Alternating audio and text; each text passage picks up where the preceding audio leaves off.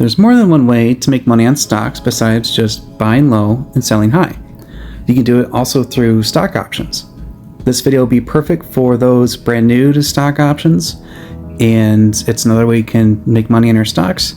And I'll pick a beginner-friendly stock that newbies would be able to afford and do options on it.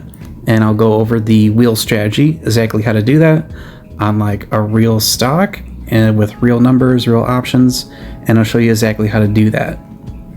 So first of all, this would be, options aren't for everyone. They are risky. You can lose money. So just know that going into it. And this is also it could be for smaller accounts. When I say small accounts, I mean you need to have at least $1,000 in your account in order to trade options, even have enough money to trade options. And a couple thousand or more is good, but at bare minimum, have $1,000 in your account. And if you're not sure if you are able to trade options, you can always click on the little person icon, and then they'll have a hamburger menu in the top left. You'll click on the thing that says investing, and then you'll scroll down, and there's a little section called options, and it'll tell you what level you are. So if you're level 2 or above, then you could definitely do this strategy. Okay, so let's first find a stock. We're going to do this on Webull. So shout out to Invest with JXYXO for turning me onto this stock, because I follow him on TikTok and Discord, and he does like swing and day trades. And I was looking at the stock, I'm like, you know what? I think I'll get into this. This looks like a decent company that could have growth in the future. I can trade options on it, and it's under $10. So those are the sweet spots for beginners to options who are on level 2. And I'm like, yeah, let's do this. So I'll show you how to do options on this. But first, before you invest in something, always investigate the company. So you can see that we have our chart here. We can change it to different timelines and see how it's changed over time. Looking at 3 months, year to date. And if you hold down here, you can see they were listed on April 11th, 2025. So huge swings at the very beginning of this IPO, which is normal.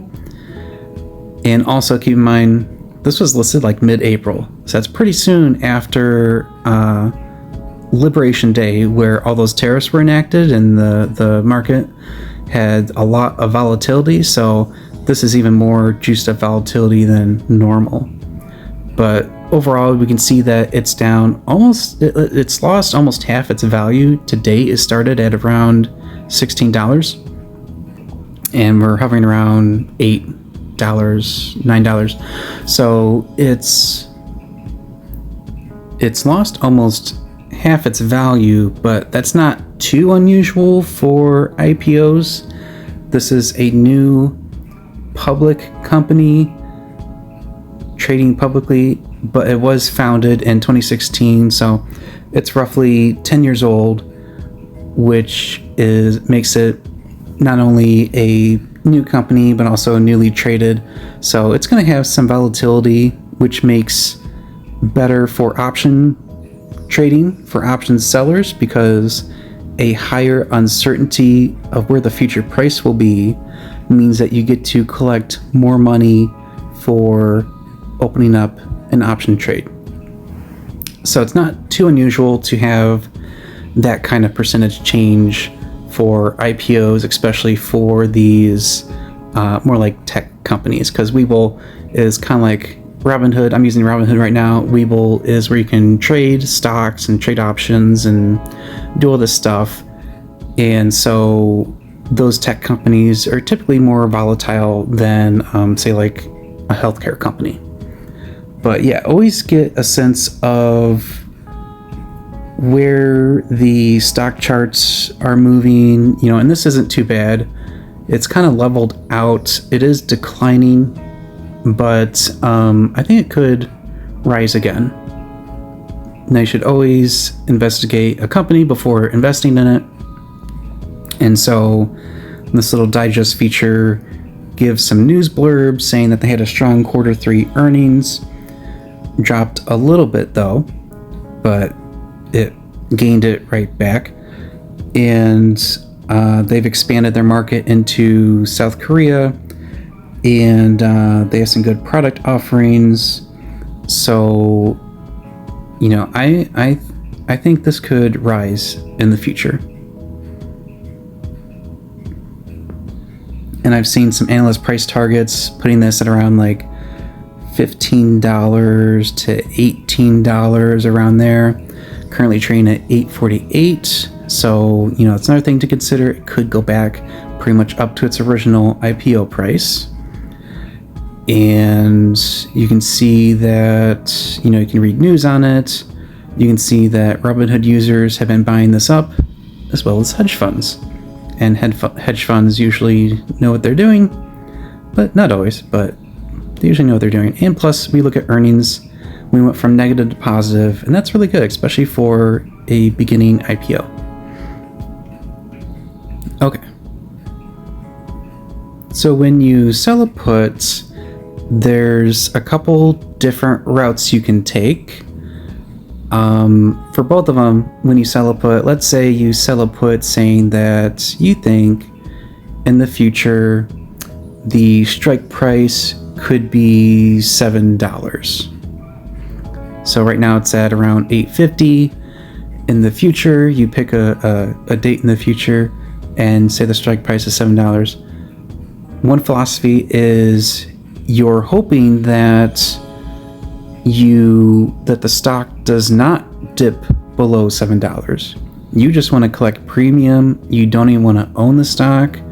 You want this stock to go up and away from your $7 strike price. But if the stock dips below $7, you would be forced to buy 100 shares of it. So, you know, that first philosophy where you could just sell premium on stocks, hoping that they never fall below the price you pick. That's one way to collect premium, collect money, and you're hoping that it doesn't dip below that price. And premium, by the way, you probably heard that word before, maybe with like insurance. Like if you drive a car, you have to have car insurance on it. And you pay the insurance company that premium every month in order for them to insure and protect your car. So it's kind of like analogous to options. Somebody is paying someone else money in order to protect what they own. So if someone out there owns 100 shares, they're kind of like the person who owns a car. They want protection for their car. They want protection for their shares. So what they'll do is they'll pay a little bit of money to someone else to protect them. They're paying money to you, the put seller, in order to take on that risk. Because if this falls below that strike price, then they're protected. Like they, instead of just owning those shares outright for them and letting it dip below $7 and it's all on them, they can actually transfer that risk to you because you paid for it. You're willing to take on the risk and receive money for doing so. They're willing to protect their stocks by paying some money to someone else, which is you. So the premium buyer wants to protect what they have. The premium seller collects that money and takes on that risk. So that's how that works. Okay, so the other philosophy is you do want to get into the stock. You want to put a strike price that you believe the stock could dip down below, and you'll be forced to buy 100 shares of it. But that's good for you because you wanted to get in that stock anyway, and you get paid for doing so. So that's the second philosophy, and that's part of the wheel strategy for this one. For bull, we do want to get into this stock, So what you do is you can click on trade options. Today is the 25th, and typically with options you want to pick like a month or two out in the future to look at those option chains. And we can see we have some dates here you can slide and look around at. So what I already did this earlier. I went out to January 16th, mid-January. So I went a couple months out to mid-January of next year, and I picked this put to sell. So why did I pick that? Because right now the share price is around $8.50. This is the very next strike below it. It's a couple months out. And also I looked at a couple of the other option chains, and this one was the biggest premium. So how this works is I went into that and I sold that put. So and it executed. So what that means is that anytime between now and the expiration date of January 16th, we can get assigned on this put and be forced to buy 100 shares. So at $7.50 strike price times 100, that would be $750. So you would spend $750 to acquire 100 shares of Bull. But we also received, see that 44 cents, you would be 44 cents times 100, you would have received $44 to get into that deal. So as of right now, I have sold one put on Bull at the $7.50 strike price, and I got $44 to get into that deal. Now this can be assigned to me at any point. As soon as you enter into the contract, it can be assigned to you between now and the expiration date. After the expiration date passes, then they can't put those shares to you anymore. The contract expires. And even though technically I could be assigned on these at any time between now and expiration date, you usually don't see assignments until the stock actually dips below $7.50. And that's because it wouldn't make sense on their end, because if the stock's trading at $8.50 and the strike price is at $7.50, if you're forced to buy it at $7.50, you could just turn around, sell it for $8.50 and make a profit. Plus, the person on the other end of this deal who bought that put, they would probably lose money if they tried to exercise it right away. Because as we get closer to expiration date, this put becomes cheaper because it is more likely to happen.